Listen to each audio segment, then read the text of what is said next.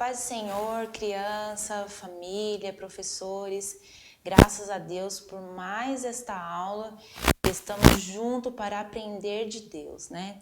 Nós estamos com uma revista nova que vai falar sobre salmos, né? E salmos, muitas das vezes a gente pensa que é só louvores, que é só cânticos, mas salmos vai trazer muitas lições poderosas para nossas vidas. Hoje nós vamos falar de um tema que se trata a respeito de uma história de bondade. O nosso texto básico, né, o nosso ponto de referência está em Salmo 103. Se você for ler lá o Salmo 103 com muita calma, você vai ver que ele fala sobre bendizer a Deus. O que é bendizer, crianças, a Deus? É ser grato a Deus por tudo, né? Por todas as situações. E hoje nós vamos aprender a história de um homem chamado Jonas. O que a história de Jonas tem a ver com bondade de Deus? Espera só um pouquinho que a gente já vai entender. Jonas, ele era um profeta do Senhor, né? E muito usado por Deus. E perto da cidade de Jonas, onde ele morava, existia uma cidade por nome de Nínive. Olha só, nessa cidade moravam pessoas que estavam com um comportamento que estava desagradando muito a Deus. E Deus pediu para Jonas ir lá e conversar com aquele povo. Aquele povo praticava idolatria, praticava crimes, só queria saber de farra. Estava um povo muito mal criado. No coração deles estava coberto de pecado. E Deus falou com Jonas o seguinte, que era para Jonas ir até lá e conversar com aquele povo, que Deus estava dando uma última chance para eles se arrependerem dos pecados dele. Mas sabe o que aconteceu, crianças? Jonas não queria que aquele povo fosse salvo. Jonas queria que aquele povo sofresse a ira de Deus. Sabe quando a gente vê o nosso irmãozinho fazer uma malcriação para a mamãe e para o papai? E a gente, no lugar de falar para ele, ó, para com isso que a mamãe vai brigar com você, vocês ficam quietinhos só para ver a bronca comer quente? Foi a mesma coisa que estava acontecendo com Jonas. E sabe o que Jonas pensou na cabeça dele? Eu vou fugir dessa ordem de Deus. Eu não vou até lá anunciar para o povo essa salvação. E ele pensou em fugir de barco. Sabe por quê? Porque quando você viaja de barco, não tem muito para onde você ir. Você tem que esperar o barco chegar no destino dele ou voltar. Com tudo isso, ia demorar muito. Então Jonas pensou, com esse período, Deus vai se irar contra o povo. Mas de repente começou a vir uma grande tempestade no meio daquele mar. E os marinheiros ficaram apavorados, não sabiam o que fazer. Começaram a jogar carga, jogar peso, jogar tudo fora do barco para ver se o barco ficava leve para eles conseguirem controlar. E começaram a procurar o problema, de onde que vinha, como solucionar aquela situação. Até que acharam Jonas dormindo lá no fundo do navio. Ele estava tão sossegado, ele estava tão tranquilo que Deus não ia salvar aquele povo, que ele dormiu no meio daquele balanço todo. Mas, crianças, quando um dos capitães encontrou Jonas, falou, acorda, você não está vendo o que está acontecendo? E começaram a conversar lá com Jonas, que ele estava dormindo e todo mundo quase morrendo. E aí Jonas explicou para eles que tudo aquilo era porque ele estava fugindo da presença de Deus. E sabe o que Jonas fez? Jonas falou assim para ele, olha, vocês me joguem ao mar, que quando eu estiver longe de vocês, já que eu sou o problema, vocês vão superar essa grande tempestade. E foi exatamente o que aqueles homens fizeram, crianças. Jogaram Jonas ao mar. Quando jogaram Jonas ao mar, veio a bonança naquele mar. E quando Jonas estava caindo no mar, sabe o que aconteceu? Veio um grande peixe e engoliu Jonas inteirinho. Mas Jonas não morreu. Olha só, crianças, Jonas ficou dentro da barriga desse grande peixe por 3 dias e 3 noites. Porque o Senhor tinha um plano de salvação para a cidade de Nínive e nada poderia impedir. Quando Jonas entendeu que ele não poderia fugir dessa grande missão e se humilhou perante Deus, o peixe foi nadando, nadando, nadando. Quando chegou perto da beira de uma praia, ele vomitou Jonas. E Jonas então saiu daquele grande peixe e foi cumprir a missão que o Senhor tinha dado para ele. E ele começou a falar naquela cidade, começou a pregar para aquele povo: arrependam-se, porque se vocês não se arrependerem, o juízo de Deus vai vir sobre vocês. E até que a notícia chegou ao rei, e o rei assinou um decreto que todo mundo devia se humilhar perante Deus, se arrepender dos seus pecados, para que eles não pudessem ser mortos, né? Então, que nós possamos, criança, não fugir do chamado de Deus e pregar a salvação a todos, porque o Senhor não quer que ninguém se perca. Nós precisamos ser gratos a Deus por tudo, mesmo por aquelas pessoas que a gente acha que não tem solução, mas Deus quer salvar a todos e nós precisamos anunciar a palavra de libertação e de salvação.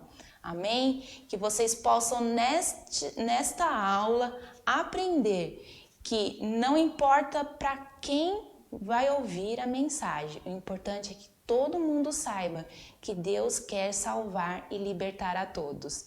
Fiquem com Deus, até a próxima aula em nome de Jesus.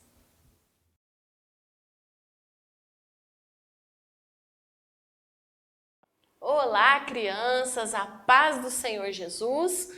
Mais um dia estamos aqui e vamos aprender no dia de hoje a lição de número 3 da nossa revista Betel, os alunos de 9 a 11 anos. A lição de número 3 tem por título Um Pequeno Exército. O texto do dia se encontra lá no livro de Salmos, número 144, verso 1, que diz assim: Louvem o Senhor Deus, a minha rocha. Ele me prepara para a batalha e me ensina a combater. Algo que Deus tem feito todos os dias na nossa vida, nos ensinando a sua palavra e nos ensinando também a combater as nossas dificuldades. Para saber um pouco mais, vamos falar um pouco sobre a vida de Gideão, sobre o povo que estava sendo oprimido pelos midianitas. E Gideão não era alguém conhecido, não era alguém famoso, mas foi achado pelo Senhor, foi encontrado pelo Senhor.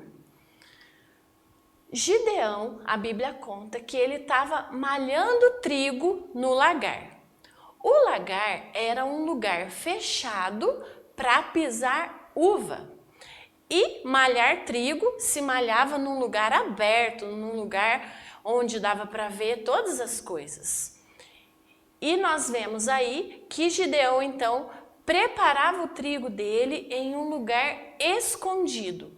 Por quê? Porque os midianitas vinham e roubavam todo o alimento que aquele povo tinha. Então, para a sobrevivência sua e da sua família, Gideão malhava o trigo em um lugar escondido para que eles pudessem comer, para que eles pudessem sobreviver. Ele estava lutando para a sobrevivência da sua família. E Deus vê Gideão, no primeiro ponto, como um homem escondido, porém valente. E durante todo esse tempo, Gideão fazia tudo que ele precisava fazer de alimentação, tudo escondido. Então, nesse lugar, o anjo do Senhor aparece para ele. E o anjo do Senhor diz assim para ele: o Senhor é contigo, homem valente. Imagina, Gideão escondido, o que passou pela cabeça dele? O anjo falando isso para ele. E Gideão, então, se sentiu incapaz e disse para o anjo: eu não sou ninguém importante, a minha família não é importante, eu não sou de uma tribo muito importante. Gideão se sentiu incapaz. Gideão não se sentia e não se achava aquilo que Deus tinha mandado o anjo falar sobre ele. Então, Gideão não estava parecendo ser um homem valente, não é verdade? Mas Deus tem explicação para tudo e Deus vê a gente lá dentro. E Deus tinha um propósito na vida de Gideão e vai mostrar para nós que ele pode sim, como ele fez com Gideão, tornar alguém um líder corajoso. Deus prometeu a Gideão que estaria ao seu lado. Então, antes da primeira missão que Deus deu a Gideão, Deus mostrou para ele, fazendo o fogo subir do altar e consumir a oferta, que Deus estava com ele. E antes da segunda missão que Deus deu a Gideão, Deus também mostrou mais 3 vezes para Gideão que estava com ele. Em um pedido de Gideão, Deus respondeu. Primeiro, o sereno molhou a lã e a terra ficou seca. Depois, a lã ficou seca e a terra molhou. E depois, Gideão ouviu alguns soldados conversando entre eles, confirmando que o povo ia ganhar a guerra, que Gideão ia ganhar a guerra. Então aconteceu uma guerra diferente. Gideão aceitou o desafio e foi para essa batalha. Eram 32 mil soldados de Gideão contra 135 mil soldados. Desses 32 mil, 22 mil voltaram. 9.700 também precisaram voltar. E sobraram então apenas 300 homens para lutar. Mas essa luta, como eu disse, foi diferente. Eles não tinham armas. Eles levaram cântaros, tochas acesas e trombetas. E a ordem de Deus e a ordem de Gideão para aqueles soldados foi que eles quebrassem os cântaros, levantassem as tochas, tocassem as trombetas e gritassem bem alto. E assim, dentro da obediência a Deus e a Gideão, eles venceram aquela guerra. E para encerrar, nós aprendemos nessa lição, através de Gideão, que desviar-se dos caminhos do Senhor é a mais desastrosa decisão que um homem pode tomar. Deus nos dá novas oportunidades todos os dias, para que a gente se arrependa e para que a gente se volte para Ele. Que nós possamos permanecer todos os dias no caminho do Senhor. E se algum dia a gente tropeçar, que nós possamos nos arrepender e nos voltarmos para o Senhor, que é a nossa rocha. Amém? Um beijo e até a próxima semana, em nome de Jesus.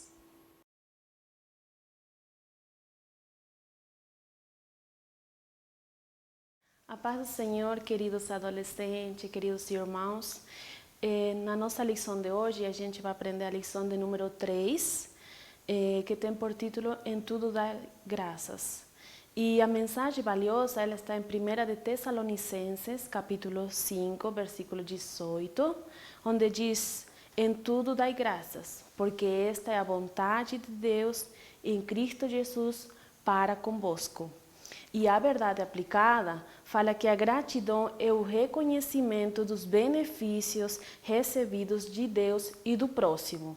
Esta lição de número 3, ela vai estar centrada em a gente aprender que a gratidão também é uma expressão de fé da fé cristã, como a gente aprendeu na lição 1 e na lição 2. Então, uma forma de a gente demonstrar nossa fé em Deus é tendo gratidão. E hoje em dia, o mundo está totalmente centrado no egocentrismo. O que mais importa é o individualismo do que coletivismo. O que importa é que você esteja bem, que você seja feliz e o demais que lutem, que sofram. Mas nós podemos ver, sempre Deus nos ensinando, incluso um dos primeiros mandamentos é a gente amar a Deus sobre todas as coisas, acima de todas as coisas, e amar o próximo também. Então a gente vai caminhando com as duas mãos, uma mão segurando em Deus e a outra mão segurando no próximo, porque a gente sozinho não consegue fazer nada. E muitas das vezes a gente acha que o mérito de ter alcançado, de ter estudado, de ter aprovado, passado numa prova, é só nosso, é de nosso esforço, é das noites que a gente passou sem dormir, das saídas que a gente teve que renunciar e a gente obteve as coisas, mas sempre é Deus. Sem Deus a gente não é nada. Então a gente tem que ser grato a Deus. Nós precisamos reconhecer que tudo vem dele, que a força, a saúde que ele nos dá é somente Deus. E nós, na lição 3, vamos ver sobre a história dos 10 leprosos, que Jesus tinha curado 10 leprosos. Quando encontraram a Jesus no caminho, aí Jesus mandou eles se apresentar ao sacerdote, como era de costume, e quando eles estavam indo a se apresentar ao sacerdote, no caminho eles foram curados da lepra, 10 assim de primeira. Só que somente um voltou para agradecer a Jesus desse milagre, dessa cura recebida. E aí Jesus perguntou, cadê os outros 9? Não foram 10 os curados, mas somente um reconheceu que foi Jesus que curou. E por ele ter reconhecido que Jesus curou, ele recebeu uma bênção maior. Por sua atitude de gratidão a Jesus, ele recebeu uma bênção maior que a vida eterna. Ele foi salvo, ele não foi somente curado, mas ele foi salvo também. Então a gratidão vai além das palavras. A gratidão tem que ser demonstrada com atitudes. E a psicologia positiva, ela reconheceu que a Bíblia já falou há muitos séculos atrás, onde fala que a gratidão tem um poder terapêutico muito grande. Quando você é grato, você vai se curando, você vai se renovando, se fortalecendo. E a Bíblia fala isso em Filipenses capítulo 4, versículo 6, ele fala, não estejas inquieto por coisa alguma, antes vossas petições, vossas necessidades sejam todas conhecidas diante de Deus. Por meio de oração, de súplica e com ações de graça. Então, há saúde emocional quando você agradece, mesmo em meio às angústias. Por isso que a mensagem valiosa fala que em tudo dá graças, em todo momento, seja inverno, seja verão, seja primavera, seja outono, em todas as estações da sua vida você tem que ser grato a Deus, porque a gratidão vai trazer, gera um conforto emocional, tanto para você quanto para a pessoa que é alvo dessa gratidão. E traz bênção espiritual, como qual? Por exemplo, ela traz alegria para a sua alma, ela traz ânimo, fortaleza para você. A gratidão afasta você dos problemas e te aproxima de Deus, porque se você ficar muito focado nos problemas, nas dificuldades, nas lutas que você está enfrentando, você esquece de tudo, as ferramentas que Deus nos deixou para a gente vencer. Então, seja grato, agradeça a Deus em todo momento por todas as coisas, porque essa é a vontade de Deus. E quando a gente é grato, nós estamos expressando nossa fé cristã.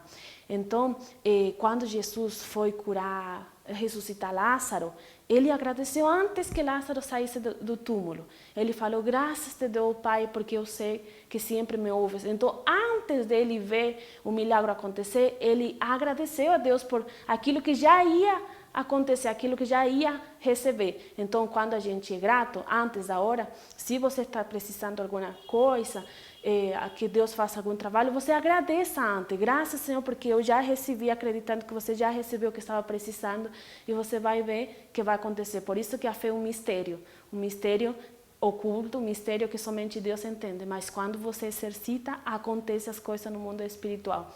Essa é a nossa lição de número 3, dê graça em todos. Deus abençoe, até a próxima aula.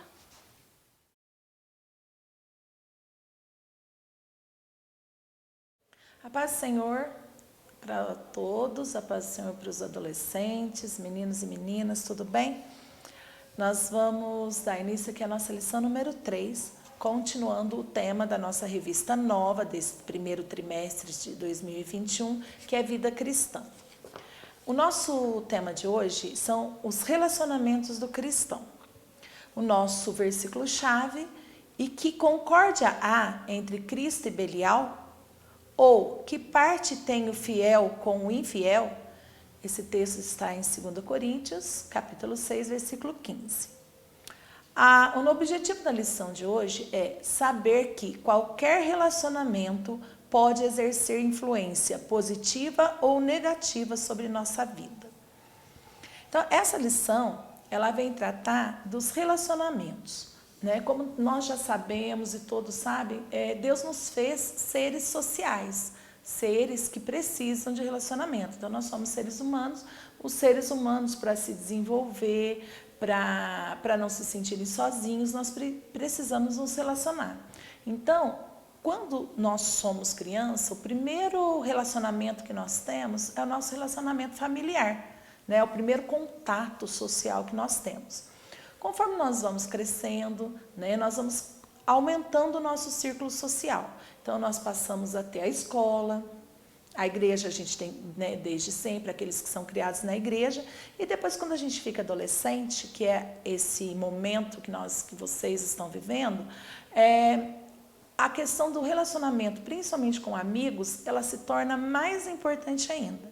Então, nessa fase que vocês estão, nós sabemos que a questão da amizade é muito importante para vocês. Esse contato social, ele é muito importante. Embora hoje nós estamos vivendo um momento em que muitas pessoas, não só adolescentes, gastam uma boa parte do seu tempo na internet, com seus celulares na mão, não deixa de também ser uma espécie de relacionamento, porque quando nós estamos vendo vídeos ou vendo postagens de outras pessoas, nós estamos, de certa forma, interagindo com aquilo que as pessoas pensam, com aquilo que as pessoas falam. Então, essa lição ela é muito importante porque ela vai falar disso, ela vai falar desses relacionamentos que são importantes e da influência que eles têm sobre nossas vidas, sobre a vida de todos nós, mas especialmente em relação aos adolescentes. Por quê? Porque é uma fase que nós estamos tomando as principais escolhas que vão fazer de nós depois os adultos que estão hoje, que são hoje. Então, as nossas decisões, muitas das decisões que nós tomamos quando somos adolescentes, vão refletir na nossa vida adulta. A adolescência é essa fase em que os pais têm o controle, mas não têm, porque os filhos já estão em outros círculos sociais, em outros círculos de relacionamento. Então, a lição vem nos esclarecer e nos trazer uma explicação e uma forma da gente viver esse momento. Então, o primeiro item da lição traz um trecho de um ditado popular muito famoso, que é "Diga-me com quem andas", É o título do nosso primeiro item. E se vocês não conhecem, "Diga-me com quem andas, que te direi quem és". Esse primeiro item, ele fala da importância de nós sabermos com quem nós estamos andando, com quem nós estamos caminhando, quem são nossas amizades. O Salmo 1 diz, no seu versículo 1 também, que "Bem-aventurado o varão que não anda segundo o conselho dos ímpios, nem se detém no caminho dos pecadores, nem se assenta na roda dos escarnecedores". Então, a Bíblia, ela é cheia de conselhos sobre a questão de relacionamentos e de amizades. Deus sabia, que o ser humano precisa de relacionamento, que Deus criou o ser humano para se relacionar com ele, inclusive, Então, o primeiro item, ele traz isso. E a Bíblia tem exemplo, né, de algumas pessoas que não escolheram bem as suas amizades e o fim não foi legal, né? Um exemplo que a lição dá é sobre Roboão. Roboão, ele tinha um grupo de amigos que provavelmente não seguiam os ensinamentos bíblicos, né? E ele foi buscar conselho com os anciãos e depois com os colegas, mas preferiu ouvir o conselho dos colegas. E o resultado foi um reino dividido, né? Então isso foi bastante grave. O item 2 da lição, ele fala sobre fazendo boas escolhas. Nós temos o livre-arbítrio, então somos nós que escolhemos quais amigos, quais relacionamentos nós vamos ter. Isso não a lição não trata apenas de relacionamento com amigos, mas trata também de relacionamentos no trabalho, na escola, em namoros, né? Trata de todos os tipos de relacionamento. E no livro de Coríntios também fala que nós não devemos nos prender a um jugo desigual, né? O que é jugo, pessoal? É alguns são de madeira, né? Que é um objeto que prende os bois no mesmo lugar, para poder arar a terra, né? Então, para onde um boi vai, por causa dos dois estarem presos no mesmo jugo, o outro tem que ir também, por causa do jugo. Então, a amizade ou os relacionamentos, eles são mais ou menos assim. É muito difícil nós falarmos que nós temos um relacionamento ou uma amizade com alguém e não ficar ou não seguir aquela pessoa. Então, nós temos que aprender a fazer boas escolhas. E essas amizades, esses relacionamentos, nós vamos fazendo ao longo da nossa vida. O último item, ele fala sobre vencendo o mundo, que é possível para nós vencer o mundo em relação a esses relacionamentos, né? Porque o mundo, ele tem são forças opostas, né? Deus puxando a gente para um lado, o mundo puxando a gente do outro, em relação até relacionamentos. E a Bíblia mostra que é possível a gente conseguir vencer. Dá exemplos, por exemplo, de Misael, Ananias e Azarias, né? O Sadraque, Mesaque e Abednego, que conseguiram não se prostrar diante dos ídolos na Babilônia. Dá o exemplo também de José, que o José ele não se rendeu aos encantos, né, da esposa de Potifar. Então, é possível nós influenciarmos ao invés de sermos influenciados. A lição vem tratar disso, que Cristo, ele teve relacionamento com todos os tipos de pessoa, mas ele não se deixou influenciar por elas. Pelo contrário, ele que influenciou. E que vocês também, todos nós, possamos ser pessoas que influenciam para o bem e não pessoas que são influenciadas. Fiquem com Deus. Um beijo.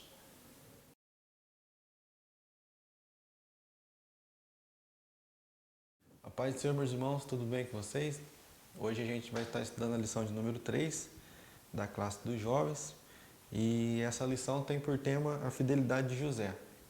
É uma lição muito legal porque José por si próprio, né, é um personagem bíblico muito interessante, é uma pessoa que deixou um grande legado, né? E a gente vai estudar hoje sobre um dos atributos desse servo de Deus, né, que é a sua fidelidade. A nossa introdução fala sobre a notável virtude de José, né?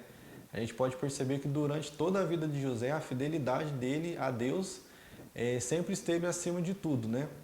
E a gente, nesse domingo, a gente vai trabalhar alguns tópicos. Um deles, os objetivos da lição, é conceituar fidelidade, entender que a fidelidade é um nobre atributo e salientar que Deus sempre honra os fiéis. Então, para a gente dar uma clareada sobre a definição, né, de fidelidade, é a qualidade de alguém que, dependente das circunstâncias, não abre mão das suas convicções bíblicas. É muito interessante a gente estar bem alinhado com isso, com as convicções bíblicas, né, porque a gente, como ser humano, a gente tem a tendência, né, a criar conceitos próprios, né, de justiça, de fidelidade, e a gente tem que estar sempre observando as Escrituras, né, o que a Bíblia diz sobre o que é ser fiel, né? Então, José é um retrato bem claro disso, de como manter, né, um padrão de fidelidade segundo a Bíblia. E o tópico 1.1 vem nos falar que fidelidade é um atributo de Deus. Então, a gente pode perceber que José, durante a sua trajetória, né, a sua história dentro da Bíblia, ele era uma pessoa que tinha uma íntima comunhão com Deus. Então ele tinha esse atributo, né, porque ele caminhava junto com Deus. Então ele percebia a fidelidade de Deus para com a vida dele e assim ele procedia, né, aplicava todos esses conceitos, né, esse atributo de Deus durante a sua vida. O tópico número 2, 1.2, ele vai dizer sobre o aspecto humano, né, sobre a fidelidade. Então a gente pode dizer que isso é uma conduta, né, uma conduta de como, né, levar, de certa forma, a vida de uma forma correta, de uma forma moral, de uma forma que a pessoa possa ser lembrada por esse atributo, né? Então a fidelidade, né, ela é bem exemplificada na vida de José. O tópico número 2 vai nos falar sobre o caráter colocado à prova, né? Então José, apesar dele ter tido uma vida muito próxima de Deus, né, examinar muito bem a sua vida com Deus, ele era uma pessoa que não deixou de ser provado por conta disso. Então a fidelidade dele foi muito provada em todos os momentos da vida dele. E a caminhada cristã, né, ela também não vai nos deixar de nos colocar à prova, né, em algumas circunstâncias da nossa vida. Então o caráter, né, de José ele foi muito provado e a fidelidade dele, né, foi irrepreensível, né? Foi uma pessoa que manteve a sua fidelidade a Deus acima de todas as coisas. Então, usando a história de José, ele teve a prova, né, durante o assédio, né, que ele teve, quando ele foi para a casa de Potifar, e ali a mulher dele, né, tentou assediá-lo, né, e ele manteve-se fiel. E um ponto muito legal nessa história é que quando ele questionado sobre esse fato que ocorreu, ele diz, né, para Potifar que acima de tudo, né, acima dele ser fiel a Potifar, ao trabalho que ele tinha designado para ele fazer, ele era uma pessoa fiel a Deus. Então ele não poderia, antes de tudo, né, de quebrar a fidelidade dele com os homens, ele não poderia quebrar a fidelidade dele com Deus. O tópico 2.2 vai nos lembrar de outro episódio, né, que ele, depois de tudo isso ter acontecido, ele foi preso, né, injustamente, e mesmo dentro da prisão, ele demonstrou, né, atos de fidelidade, né? Tanto é que depois de um certo tempo ele passou a ser o coordenador, se assim podemos dizer, da prisão, de tanta confiança, né, que os carcereiros tinham nele, porque de fato ele era um homem íntegro, né, um homem reto. O tópico número 3 vai falar sobre a recompensa de Deus sobre as pessoas que são fiéis, né? Então, durante, né, essa prova que José passou, Deus estava preparando ele, né? Estava realmente confirmando tudo que aquilo ele tinha para a vida dele. Então, no tópico 3.1, vai falar sobre ele ser honrado em uma terra estranha. Então, ele passou a ser governador, né, do Egito, baseado, né, naquilo que ele já vinha construindo há bom tempo atrás, né, sobre a fidelidade dele em si, sobre coisas pequenas, né? E logo Deus foi colocando ele sobre coisas maiores. O tópico 3.2 vai nos falar sobre ser honrado em meio à família, né? Então José ele saiu, né, de próximo da família dele muito cedo, né, um jovem ainda, e passou por algumas privações, né, boas provas aí durante o caminho, e mesmo assim ele não tentou se vingar, né? Ele não tentou mostrar de certa forma um sentimento negativo sobre a família dele, né? Na primeira oportunidade ele honrou a família dele, né? E é muito interessante também que no episódio do assédio, né, da mulher de Potifar, ele também não tentou, de certa forma, denigrir a imagem dela, né? Não tentou, de certa forma, prejudicá-la depois de tudo isso. Ele sabia que Deus, de fato, estava observando ele, que Deus, acima de tudo, era fiel na vida dele. Então, ele era um espelho da fidelidade de Deus, né? Então, concluindo, né, essa lição, a pessoa fiel a Deus, ela experimenta os cuidados de Deus. Então, como a fidelidade de Deus é um atributo imutável dele, ele continua sendo fiel, independente das circunstâncias, né, das provas que vierem. Deus ele continua sendo fiel e honra aqueles que são fiéis a ele. É isso aí. Quero desejar uma boa lição, um bom aprendizado para todos. Um forte abraço. A paz do Senhor, irmãos, a paz do Senhor, irmãs, que graças a Deus, né, está aí juntinho comigo mais uma vez, para a gente estar falando mais um pouquinho da palavra de Deus, meditando juntos, né? Hoje nós vamos estar meditando sobre Mardoqueu e a sua integridade. O texto está sendo baseado, né, na nossa lição aqui, Ester 2, 21 e 22. Nós estamos muito felizes, né, de estar falando sobre este assunto, que é um assunto atual. Por exemplo, você já passou por momentos, ou ouviu, ou aconteceu, coisas do tipo que você viu alguém falando ou tramando contra alguém e você parou e pensou, eu conto ou eu não conto? O que está fazendo por trás dessa outra pessoa. É justamente esse assunto que nós vamos estudar nesta lição de hoje. Falando sobre Mardoqueu e a sua integridade, no texto aqui de Ester 22, 21 e 22, fala assim: naqueles dias, assentando-se Mardoqueu à porta do rei, 2 eunucos das guardas das portas, Bitam e Teres, grandemente se indignaram e procuraram pôr as mãos no rei Assuero. E veio isto ao conhecimento de Mardoqueu, e ele fez saber a rainha Ester. E Ester disse ao rei em nome do Mardoqueu. O rei inquiriu então, investigou o negócio e descobriu que ambos estavam tramando e eles foram enforcados. E assim então está esse relato sobre o livramento daquela trama pela morte do rei Assuero, e o livramento veio através de Mardoqueu. E nesta lição nós vamos aprender que nós devemos ser íntegros o tempo todo, né, na nossa vida. Este homem, ele era um oficial do rei, ele trabalhava próximo do rei. E ele via tudo o que acontecia. O palácio do rei tinha várias portas. E ele ficava na porta principal, na qual dava acesso para o rei Assuero. Mas ele ficou então sabendo desses 2 guardas que estavam tramando contra a vida do rei. E ele fez o que ele achou que deveria ser feito, de comunicar, né, com o rei através da rainha Ester, que era a sua filha adotiva, e ele foi e colocou a salvo a vida do rei. No momento, não aconteceu nada. O rei fez o que tinha de ser feito sobre a vida daqueles traidores, né?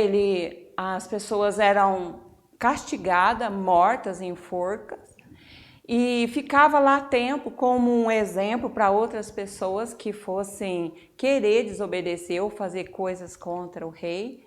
Mas isso não está escrito na Bíblia, está nos Atos do Rei, as outras coisas paralelas do que nós estamos estudando. E Mardoqueu não foi recompensado, mas ele continuou sendo íntegro, continuou a sua missão ali naquele lugar. Nós vemos que passou o tempo e Mardoqueu então continuava ali, e ele tinha segredos que Deus tinha reservado para a vida dele.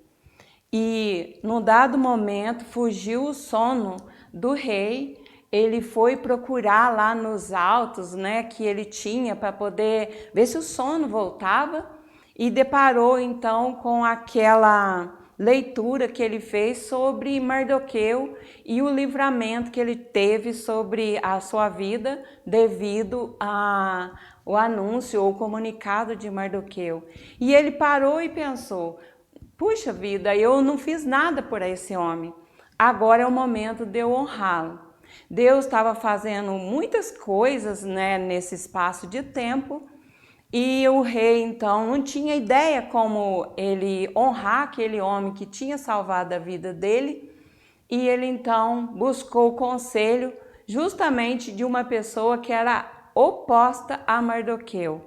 Mas, no final, tudo deu certo, porque aquele homem achou que estava sendo indicado ele, e ele foi e falou que como deveria ser a honraria para um homem. E Mardoqueu, ele foi honrado, né? Andou por toda a cidade e ali Amã gritando, né, que o povo honrasse, porque ele era uma pessoa íntegra, uma pessoa justa, e ele então foi honrado naquele momento. Isso é muito interessante para nós, porque às vezes nós fazemos algo para alguém e queremos a recompensa no mesmo instante, mas Deus tem tudo guardado, escrito, e na hora certa as coisas acontecem na nossa vida. É só a gente aguardar o momento certo de Deus para que Ele possa estar nos honrando.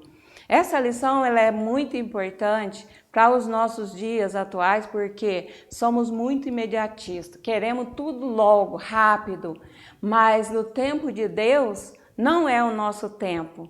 Se você tem esperado alguma coisa de Deus e ainda não chegou, continue esperando, porque o Senhor tem a sua hora certa para estar cumprindo na sua vida, na nossa vida, aquilo que Ele quer fazer. Bom, este é o assunto que nós vamos estar estudando e que Deus abençoe a sua vida. Amém?